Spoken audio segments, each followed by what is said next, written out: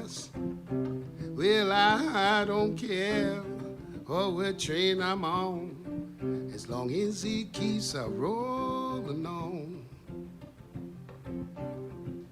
When my baby left my side, something deep I say inside me dying.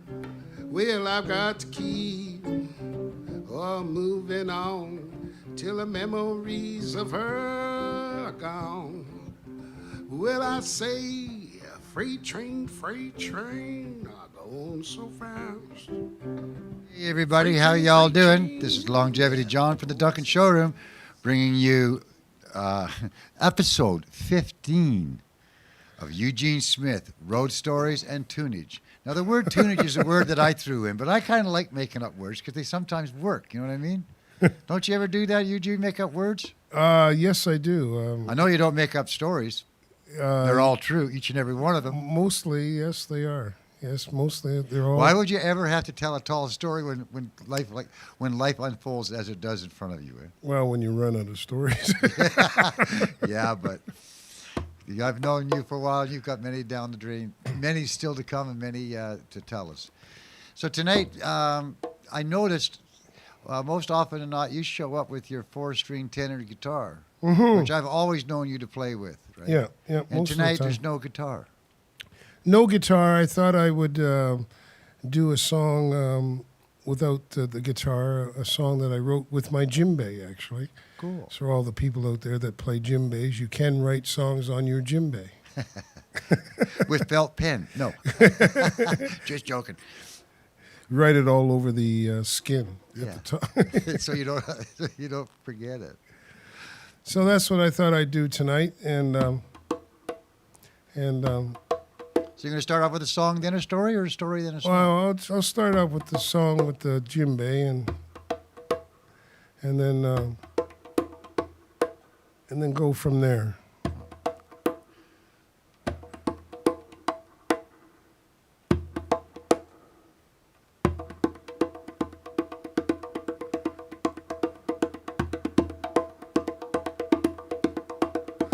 Now, this is a tune that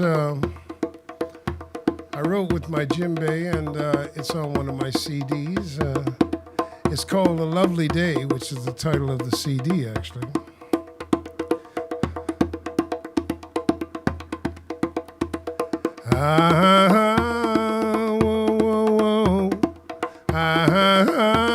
The way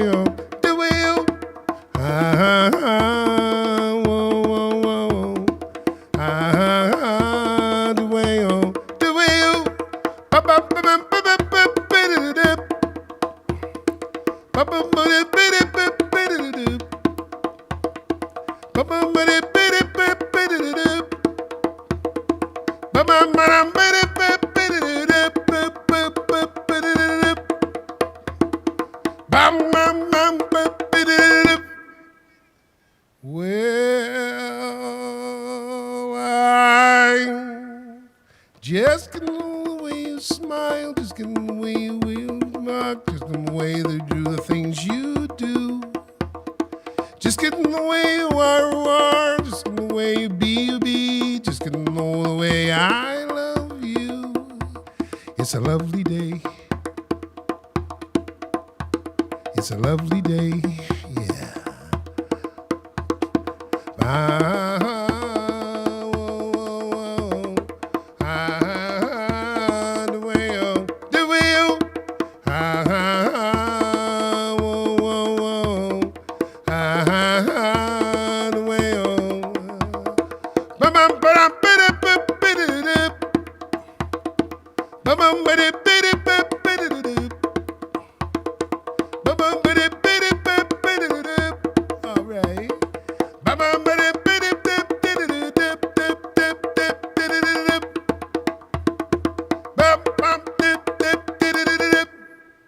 Take a little walk to the river.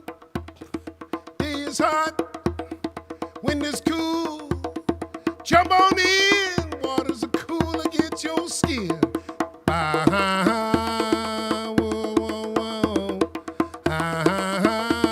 The way on. Whoa, it's a a lovely day, lovely day, lovely day, lovely day.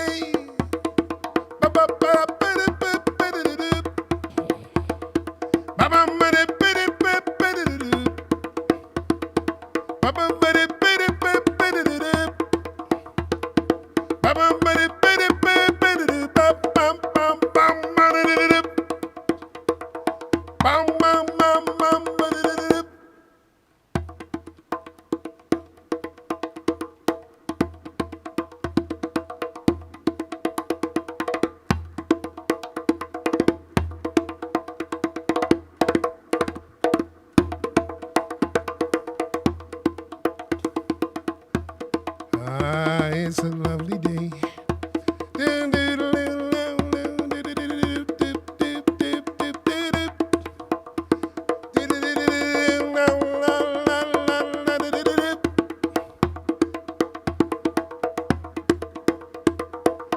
Oh, hey, come on now.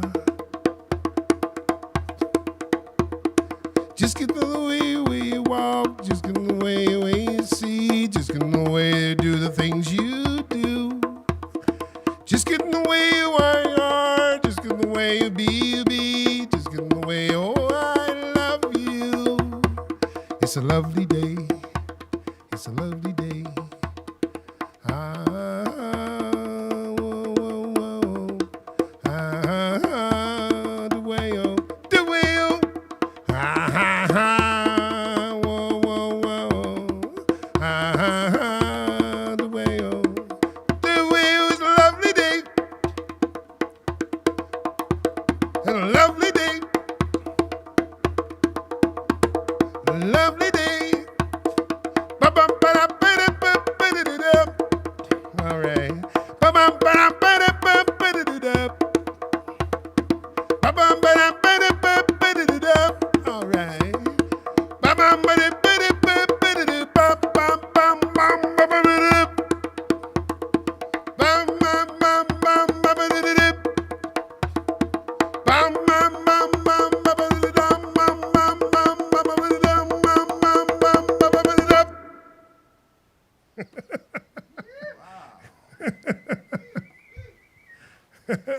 How long have you been playing djembe? I just started tonight. No, not bad. You should keep it up. Just improve it. I started playing djembe about, it's got to be a good 10 years ago, and I used to go down to the Crofton pub, and Stu Salmon was playing there All right. with his jazz band, and Stu Salmon played the upright bass, and he toured with Mel Tormain for a while. Anyways, I went up to him and I said to him, I said, Stu, I just want to come here on Sundays whenever I can and just play my djembe, but I don't want to sing. Don't get me to sing any songs. And so he let me do that. But unfortunately, fortunately, I guess, or whatever way you want to look at it, the people in the crowd kept asking me to do a song or yelling up songs. And Stu would never let me, he just said, no, Eugene's just going to play the djembe and the shakers and the tambourine. And then when the pressure was so much for him that one day he came up to me one Sunday and he says, Eugene, will you please sing a song for the people? And I said, Stu, I'm going to tell you something right now. I said, I'll do the song, but it's going to change everything. And so I got up and I sang the song, and of course, every Sunday after that, when I went, people wanted me to do a song, but I did thank him after about 8 or 9 months of playing my djembe with his jazz band, because sometimes there wouldn't even be a drummer; there would just be him and I playing rhythm, keeping the beat and stuff, and so I told him, I said, I thanked him for letting me play my djembe.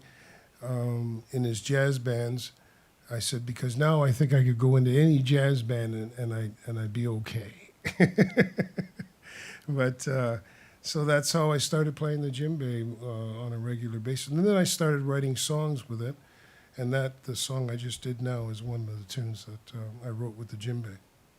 That's a nice little aside about Stu Salmon. He moved out here to the valley years ago, and he was just one of those hidden treasures, eh? That just Yeah. is he still around? I don't know. I haven't seen Stu in a long time. He was living in. Last time I saw him, he was living in Yubo. Yeah. Well, maybe we'll do a little check for next week. Let you know if he's still around. Great player, great, and it sure is nice to jam with a jazz band. Oh God, it was excellent. All the licks you need to know. I would just, say, but I'll tell you something. He made me sweat. No, seriously, he made me sweat because when he got down and started playing some of these jazz tunes, he was right in the pocket, and I just had to stick right with him and the drummer, or sometimes just him and I, right? And the horn players would be playing, somebody would be singing, but it was quite something. I really am glad that he let me do that. I guess there is quite a, and you would notice it because you've had a solo career, which it's easier to carry the band around if there's just you, and then you've also worked with band members. But when you work with Brian Gossi, there's a chemistry that's there, right? And when two people or three people or a band gets together. Yeah, that's right. And Brian and I have been playing for like over 3 decades off and on together back east, and he's one of the guitar players around that's very solid. Let's put it that way. He knows how to back up. Who's ever soloing or singing or whatever. He knows how to do that. You know what I mean? I just could have put a quick plug in here. Weren't you just off with the Queens last weekend?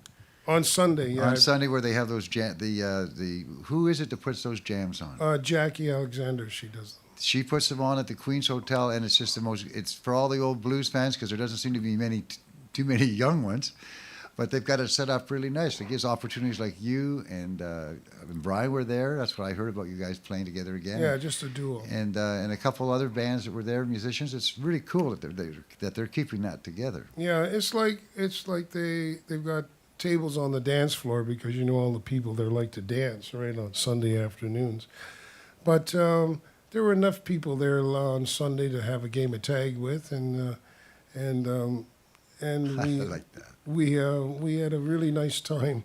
But I must tell you that at one point I'm up on stage with Brian, and I looked down at the audience and I said to them, I said I just want to tell you people and I mean it from my heart, which I did. I said, white folks matter too. And the place erupted with screams and yells and clapping and everything. And I was the only Negro in the place. But it was fun. We had a really good time. It's a great little thing that they got going there every Sunday, isn't it? Yes, every So Sunday. they host a lot of island musicians, giving them all a chance Yeah. to get. There's the house band, and then they have people get up. Yeah, well, last night, on Sunday night, they're not using a house band anymore. Oh. For the Sundays. No, they can't do it. It's just Oh, right, the new rules about talking. the new rules. But they're doing a really good job there, and people were really enjoying themselves, and I may get another gig out of it. You never know. Well, they can't keep music down forever. I'm seeing it springing up in all sorts of little locations. It's been great for the summer because you could do it outdoors. I'm anxious to see what will happen this fall time and this winter. Yeah. How it goes on, but I'm sure people, are pretty quick to figure out how to make things happen. Oh yeah. Back to the days of the speakeasies, I guess, which is where a lot of the great tunes came from, and a lot of the great memories. Right? Oh yeah, for sure. I know. So I was sitting around thinking about what I could talk about, what story that I could tell you, and it's mostly about me. Me. Well, this story's about me anyway. It's not. Back in the 60s when I was with Ronnie, some people came and asked me if this has to do with being in front of the camera. And back in the 60s with Ronnie, some people came and asked me if I'd be interested in doing a photo shoot for, I can't remember what the magazine was at the time. It was a fashion magazine. And it was called White is Beautiful. And it was myself and Diane Brooks, who's no longer with us. She was with the Silhouettes. She was a very, very good singer. And anyways, we had to dress up. The fashions we were wearing, the clothes we were wearing, were from some fashion place in Montreal, and both of us were dressed in white. And I was sitting in a chair, and she was standing behind me, and I had I had one of those cigarettes in my hand. It was like, but it was a colored cigarette. It had the filter was pink or whatever, blue or whatever, and then the rest of the filter was red or whatever. And we had my pants were jumpsuits were in it at that time, so I had a pair of jumpsuit suit on, and a pair of what do you call it? Sly and the Family Stone shoes, boots, and not with the big heels, but Anyways, and she had a hat on and everything. So we did that. That was my first time in front of a camera like that to do any kind of a shoot. And then years later, I was asked to do a photo shoot. Actually, some friends of mine asked me if I would be interested. They said, you should go and do some photo shoots, Eugene, and make a little extra money doing that. So I had an agency at the time. I went to an agent, and so they gave me my first photo shoot was up on Scarborough Bluffs in Toronto, in Scarborough, and it was in the springtime. It was for Simpson Sears, and it was leather coats and everything. And we were up on the bluffs, and the guys taking pictures of myself and this other fellow, and we're dressed in spring clothing, but it was like warm clothing, but still, the wind was blowing off the bluffs, and we were freezing cold, and we had to smile, and it was so funny. I'm trying to smile, and anyways, I did that at Simpson Sears, and then sometime after that, I was playing with the warm-up band in Toronto on Jarvis Street at the Midwich Cuckoo, and this lady came up to me and asked me if I would be interested in being the Sunshine Boy for what's the paper there? Sun. The Sun, yeah. Star back then. No, it was the Sun. And so, anyways, I said sure. So I was 39 years old, and here I am. I'm the Sunshine Boy, and in the sun. And so I was thinking about that when I was going to tell this story, and I was thinking, the Sunshine Boy. Well, I was thinking maybe they shouldn't have called me back then. They shouldn't have called me the Sunshine Boy. Because the way that the atmosphere is today, sunshine, hey, sunshine, get over here. Hey, boy, get over here. Those words wouldn't have been appropriate back now, but back then it was okay. So I was the Sunshine Boy for the Sun. And then I was asked to do, for Canadian Tire, they asked me to do a shoot. They sent me to a shoot to do Canadian Tire flyer for Father's Day with some little kids. And the little girl was really, really, she was perfect. The little girl that I had to sitting on my lap, and I'm holding her, and they just took photos of us. But the little boy, for some reason or other, I guess he was about 8 or 9 years old, he was a terror. And he thought that everything that he did, his parents and his aunt, who were at the shoot, would laugh. They would laugh at everything he did. And one of the things he would do is, like, they'd say, okay, now, Joshua, we want you to put your arm around your make-believe daddy and give him a nice big squeeze. Well, he would give me a squeeze that would choke me, right? Like he was choking me, it's like he was being such a little brat. I couldn't believe it. But the more he did, the more they laughed at, and so he would do even more.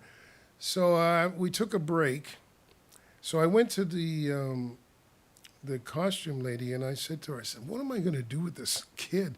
Because we have to do some more shoots here, and he's hurting me. He's actually physically pinching me and hurting me, whatever he was doing, So she said, okay, Eugene, she says, when nobody's looking and his back's turned to you, She said, just reach down and pinch him on the back of his leg, in between his leg and his thigh.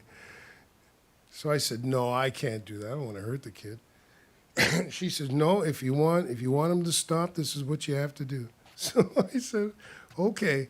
So anyways, we're getting ready for the shoot and everything, and nobody was looking, and his back was turned to me. So I reached down, and I pinched him right in the sweet spot of his leg. And he went, ouch! Like, he let out this scream and everything, and everybody looked. But before they looked, I just went like this to him. And he was as good as gold for the rest of the shoot. He didn't give me any problems whatsoever. So they used that shoot in the Canadian Tire Flyer for Father's Day. They used that for about 4 years in a row. They had the pictures of me with the little girl and the little boy and everything else for Father's Day. So that was that, and then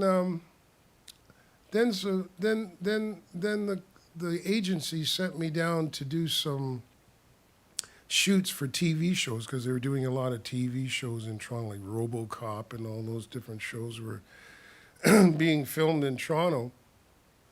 So they sent me down for an SCTV comedy show. And we had to get up at 5 o'clock in the morning, and we had to get on the bus, and then we went to Whitby, to this mall that was closed still, but they opened it up for us, and they brought in breakfast, was boxes of McDonald's, sausages and eggs, but they were all cold by the time we got them. And what I had to do is they dressed me up as a tough guy, and I was with these two other tough guys, but they thought my face wasn't tough enough, so they put a beard on my face. They stubbled it on with this black stuff that they put this beard on my face.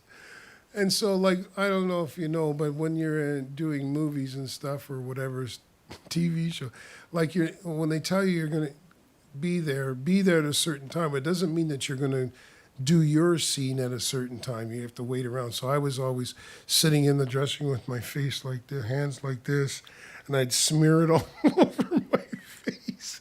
I'd smear the black all over my face, and it would be and so then they'd have to redo me again, the makeup women. So by the time we did the scene, my part was I had to take the game show host, because it was a game show scene, and he was being really sarcastic and terrible to the three of us, these three guys, myself and these two other guys. And so at the end of it, what I have to do is I'm supposed to take him, and we're in a mall on the second floor, and there was a fountain down below. And my thing was I had to throw him, run him to the edge of the railing, pretend I'm throwing him over. Then they gave me this wooden dummy that I dressed up like him, and I had to throw that over into the fountain. And then what would happen is the fountain would go on, and this dummy would be going up and down on top of the water in the fountain. Well, every time the thing I did with him, pretending I'm throwing him over, worked out okay. But when they gave me the dummy, every time I threw the dummy over from the second floor, it wouldn't land on the mark that they needed for the dummy to be on, so that it could come up and be on top of the water. And I did this about 4 or 5 times. Well, each time they brought it back, it was getting heavier and heavier, right? Because it was getting waterlogged. And, excuse me, I was having such a hard time throwing this thing over that finally they said, okay, cut, we'll do it a different way. So what they did was they got this big tall ladder, they put it in the middle of the fountain, and then they dropped the dummy on the spot, and then they brought the water up, the fountain water up, and the dummy was bouncing up and down on top of the water. So that was that. And then I don't know what happened after that was I got to do a couple of plays on stage. Because I know, I'm getting ahead of myself. The company sent me down to the Blue Jays ballpark, and below they had. That's where I had to go down. I had to pretend I was a Jamaican who was being busted at the airport at Toronto National Airport, and I had to put on this Jamaican accent and pretend I was a Jamaican and to try out for this part. So I drove down. I was living in Barrie at the time. I drove down all the way to the dome. I went inside and I walked along the corridor to go to the office to let them know I was there. And as I was walking along, they had all these cubicles, and there was all these Jamaican guys in there, and they're all learning their lines, right? But they sounded Jamaican because they were, you know. And I'm going, oh yeah, Eugene, you got a really good chance of getting this part, you know. So, anyways, I went in there and I sat down, and you had to fill out this form. And I'm sitting there filling out this form to let them know what agency I'm from and everything else. And then I decided, oh, well, you know what? I don't think I'm going to get this part. I just had that feeling. So I just, because my Jamaican accent is not the greatest, you know what I mean, man? You know what I mean, man? It's sort of Irish, Scottish, and Jamaican mixed together, man. Ah, cool. Anyways, I got back in the car and I drove back up to Barrie, and when I got home, I phoned up the agency and told them that I was there had been an accident on the 400 and I couldn't make it. So that was basically the end of my acting career, whatever you want to call it. Although there was one other time that the agency sent me to do a McDonald's commercial. And you had to give your name in front of the camera and say your name, the agency. Then you had to reach over and grab a McDonald's hamburger bun and bite into it and then go, good, and give a big smile. You know? Well, I didn't get that one. But I do know that what was interesting about that was there was a room of about 30 guys all trying out for the commercial, and everybody slapping each other, laughing and singing, and like just having a great time. Everybody knew each other. I was the new guy on the block, so I didn't know. I recognized some of the people there, but I always remember that the guy who got the commercial, when he came out and they called his name and he went back into the room with the directors and that, all the guys that were left that were sitting in the, like, it was so, the derogatory things they were saying about this guy, they were so upset that they didn't get the commercial, that they were no longer saying nice things about him anymore. And I always thought that was kind of weird. The competition is really heavy. That's what I found out. It was really bad. And so anyways, I also was asked to do a singing commercial. And I had to sing Sitting on the Dock of the Bay. And the company had us in the studio at around 7 or 8 o'clock in the morning. And they had a piano player.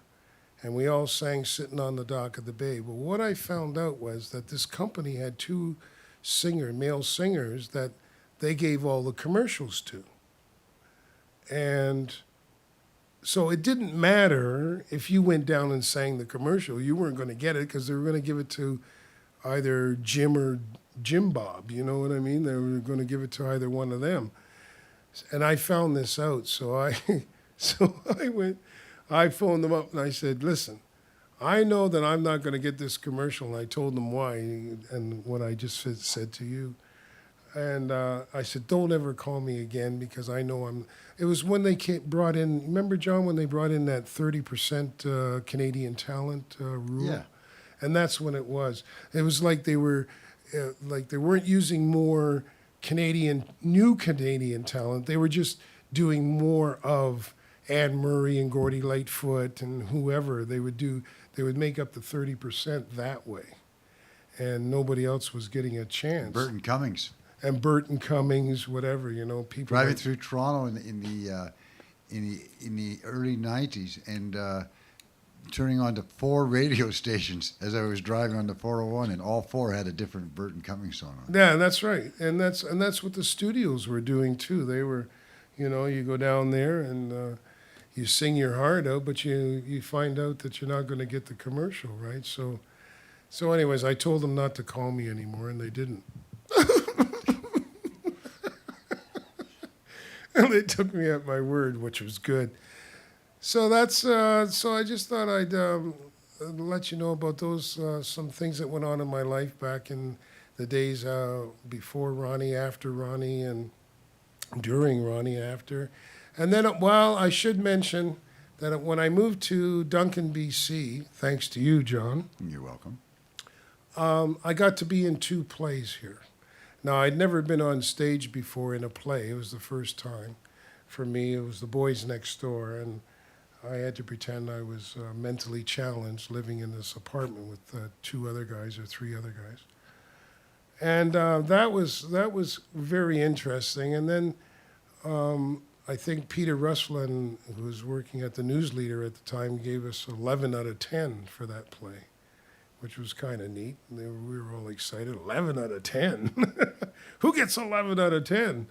But anyways, the next play I was in was with Greg Perry, and it was called I'm Not Rappaport. And it's a 2-man play. There are other people in it, but it's basically a 2-man play. And what I found out from both plays was that, I was kind of stereotyped because they needed a black guy to play both parts. But anyways, it was still fun. But learning my lyrics, I call them lyrics because that's how I treated them, my lines, was some people, I at first I didn't know what to do, and so I would go to people and ask them. One fella told me he learned his lines by walking backwards. So I tried walking backwards. It was a catastrophe. I knocked things over. And I thought, okay, I'm not going to do that. So what I figured out was I learned everybody else's lines. I put them on tape, and then I would push play. Their line would come on, or lines, and then I would recite my lines. And that's how I learned my lines. And when we did rehearsals, a lot of times people would forget, when I was doing my scenes with them, they would forget their lines. And I would go, they'd be standing there not trying to remember, and I'd go, your line is do. And I was doing that more than not, remembering, helping people with their lines. And one time when we were doing a rehearsal, one of the actors stopped everything. He says, hold it, he says. And he says to the director, he says, I want to tell you something. And he points to me, says, this guy is good. And the director said, what are you talking about? He says, not only does he know his lines, he knows all of our lines. And that's how I learned my lines, was by learning other people's lines, which I think that's what they do anyways. I hope that's what they do.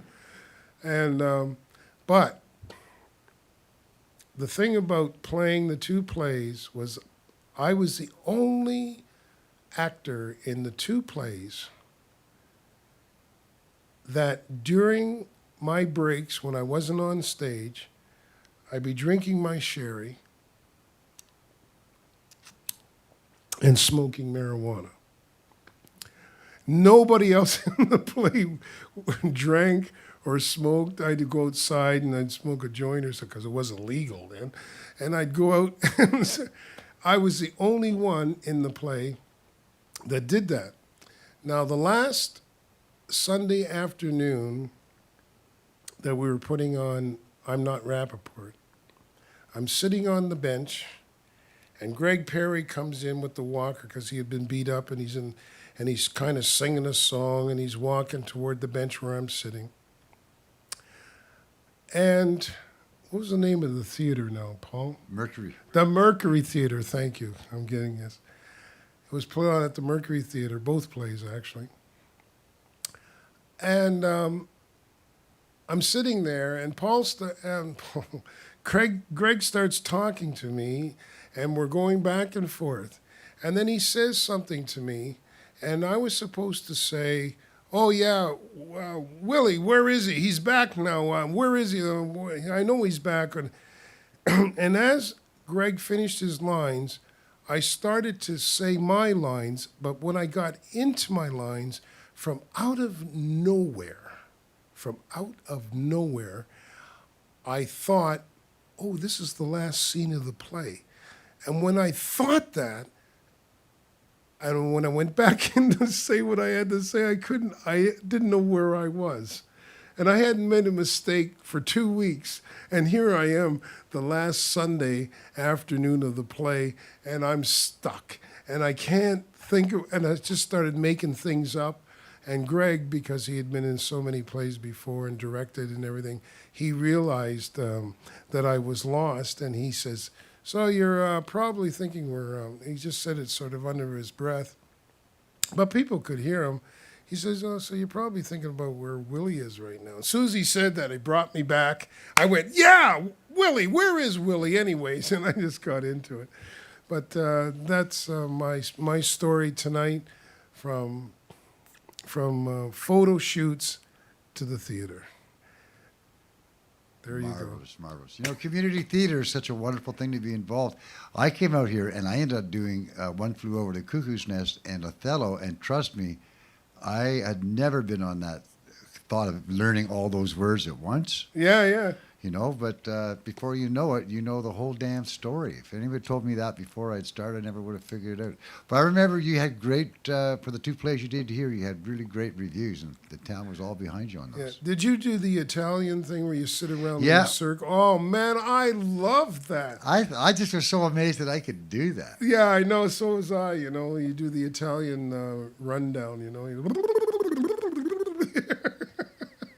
Do an hour and a half play in 20 minutes. Yeah, I know. It's so much fun. So you're going to give us a song before you close out?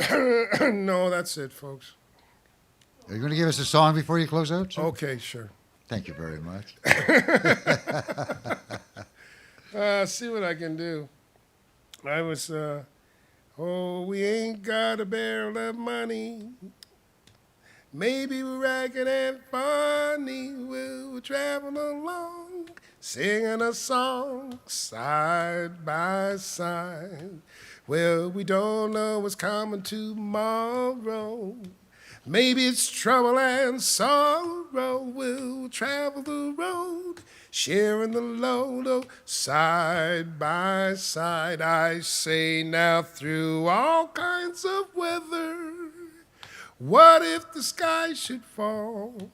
Well, as long as we're together, well, it really doesn't matter at all. When we've all had our quarrels and parted, we'll be the same as we started. We'll travel along, singing a song side by side.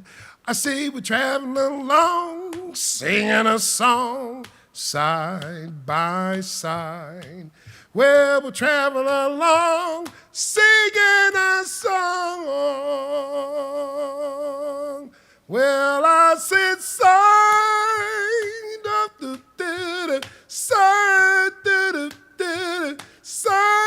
by side.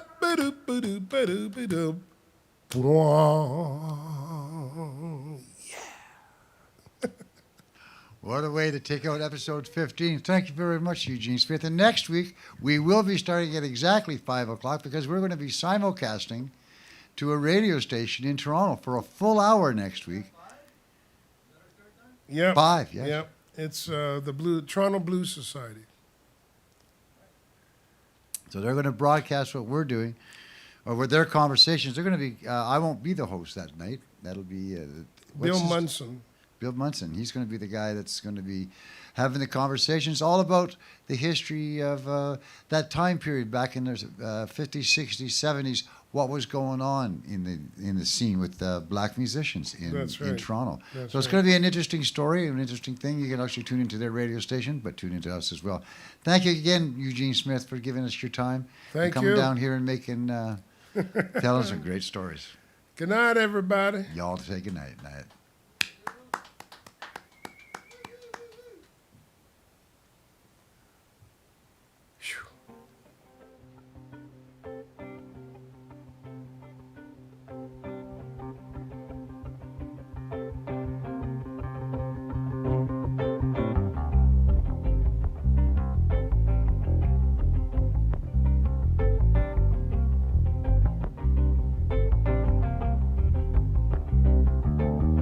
Seasons come and seasons go. Rich get richer, poor stay poor. They try to take away the middle ground, always trying to keep it down. Mother Earth said, I'll take care of this. Father Time said, I'm behind you, sis. Together they're gonna change the way. While we're living from day to day, well, all I want you to do for me, all I want you to do for yourselves, take a look around, my friends. Open up your beautiful mind as we walk a thin line. Walk a thin line. Yeah, walk a thin line. Come on, walk a thin line. Well, we're going day by day. I know, try to find a way. Well, I know you can. Oh, Lord, y'all got to join in. You gotta try, we do. Try, me and you. Well, now, come on now. All I want you to do for me, and all I want you to do for yourselves, take a look around, my friends.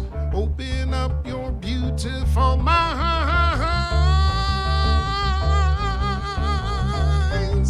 as we walk a thin line. Walk a thin line. Yeah, walk a thin line.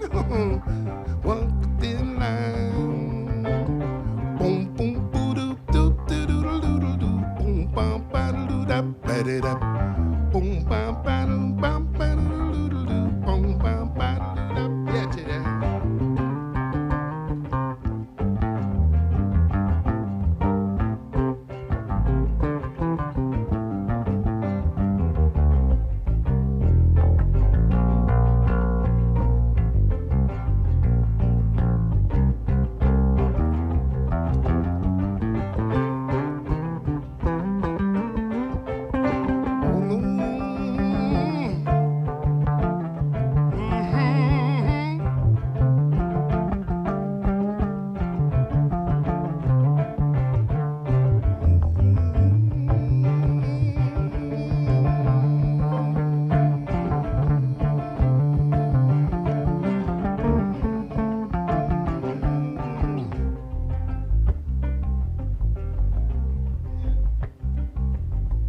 Seasons come and seasons go.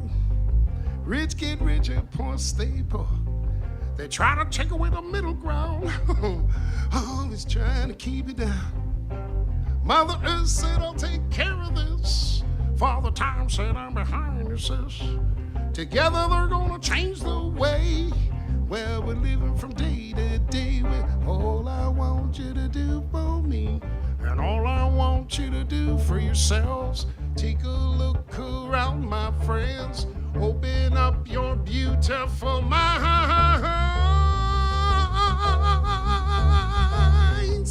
as we walk a thin line.